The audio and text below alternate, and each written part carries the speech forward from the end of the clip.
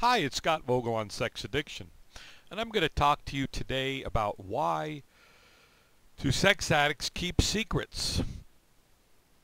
For a sex addict, the need to act out becomes overwhelming. It's part of what the disease does.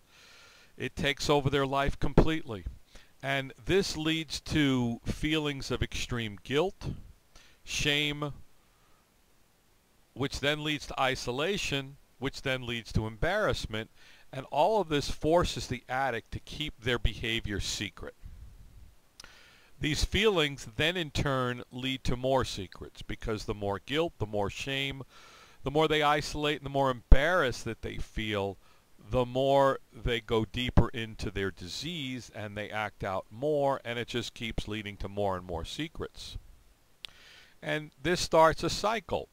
And what's happening is the addict is acting outside their normal behaviors and beliefs. They don't want to do these things, but because of the disease, they start to do it. And over time, things will worsen. They keep these secrets, and what happens is they start keeping more secrets. The secrets usually start small for most people. They might be viewing pornography. They might be just starting to masturbate a little bit more. They might be experimenting with other sexual activities. They find new things online. They get emails. They stumble upon a website, and they start to experiment with them. And all these start to become more secretive.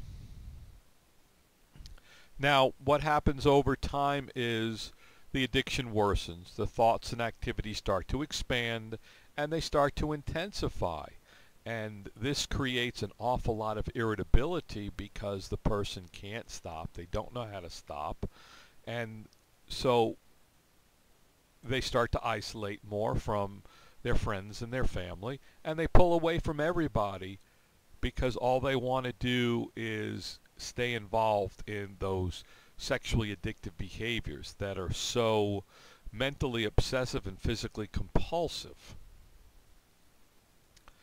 So then what happens is they start to keep work-related secrets because the addiction takes over all parts of the addict's life. So the acting out becomes priority. And by acting out, I mean their sexual behaviors, their sexual habits, the viewing of pornography, the phone sex, the chat lines, the social media, the objectification, the sexual behaviors, just those are acting out behaviors, and they become a priority over everything. They start acting out at work in different ways, whether it's viewing pornography, going into chat rooms, different activities that will eventually get them in trouble. And of course they have to keep these secrets from their bosses because they can't tell anybody what they're doing. And they also keep these secret from their family and friends. And this, going back to the beginning, intensifies the shame, the embarrassment, the isolation, the guilt, the fear. Then what happens is these secrets start to create financial issues, potentially loss of job or demotion at work because of poor performance. The addict starts to purchase pornography or solicits prostitutes or goes to strip clubs or engages in phone sex or any other sexual related expense, and these have to be hidden. They can't come out in the open and say, oh, I'm spending all this money on pornography or prostitution, and eventually these deceptive activities will end up harming the person because the shame, the guilt, it just gets too intense. And eventually bank statements, credit card statements come in, and they'll be questioned on unexplained expenses. They'll have to lie. They'll have to go deeper into their addiction. And the fear of discovery often intensifies the addiction as well. Addicts keep secrets because of the embarrassment. It's too difficult to tell somebody all the things you're doing. It's not really understood. Sex is misunderstood in the world in itself. Now let's put sex addiction, and telling someone you can't stop these behaviors is very difficult for people to comprehend and understand and be compassionate, because when you talk about it, sex addiction and the problems people have, a lot of people have some preconceived notions about what it is, and that you must be a really sick, perverted person. It's just these people have a disease.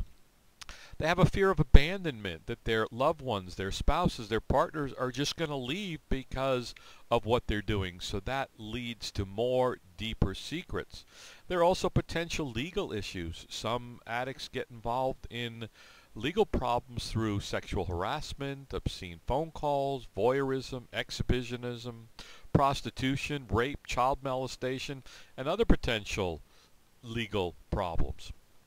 I mean, it's not to say that everyone with a sex addiction gets involved in illegal activities, but a lot of people need to intensify and expand, as we talked about earlier, and the disease escalates. It just gets bigger and deeper. And some people that are accused or convicted definitely are going to keep these things secret because they're too shameful, they're too embarrassing, they're too humiliated.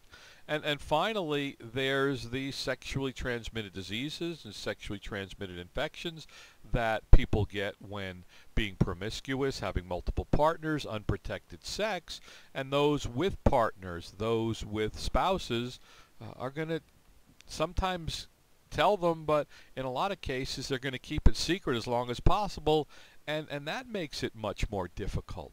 So people do unexpected things with the disease of sex addiction, and they have to keep it secret because it's too painful. It's best to help somebody struggling to share the secrets, because the secrets are what fuel the shame, and the shame is what fuels the addiction, and that's that dangerous cycle. So there's an overwhelming need to act out sexually that grows over time, and those lead to feelings of shame, fear, guilt, embarrassment. They become isolated, and that cycle begins because once they start little, experimenting, pornography, masturbation, it gets deeper, more intense, the secrets get deeper, the shame gets bigger, the embarrassment gets bigger. They isolate, they pull away, they have to in order to do what they're doing and keep it secret. And then at work they might be keeping secrets from their boss, from their colleagues. They're acting out at work, their job is suffering. And financially they're spending money on pornography, and that causes stress, anxiety. And that has to be kept secret because discovery would be horrible. And then of course these secrets are kept because they can't share it with anyone. It's too shameful. There's too much embarrassment, so they'll just keep it secret so that nobody knows, so they don't have to tell anybody what they're experiencing, and then it just continues the cycle. Please visit our YouTube channel on sex addiction for more videos on sex addiction and recovery from sex addiction. You can also visit our blog on sexaddiction.com, where you'll find a really good video that explains what sex addiction is. And by the way, it's a free video. The 7 symptoms of sex addiction, the 4 traumas that cause sex addiction in most people, and the 4 faulty core beliefs that are set up by those traumas, which causes people to continue in their disease. And then we talk about the solution to sex addiction, the 7 paths to success. You'll also find more information, articles, audios, videos about sex addiction and sex addiction recovery. This is Scott Vogel on Sex Addiction.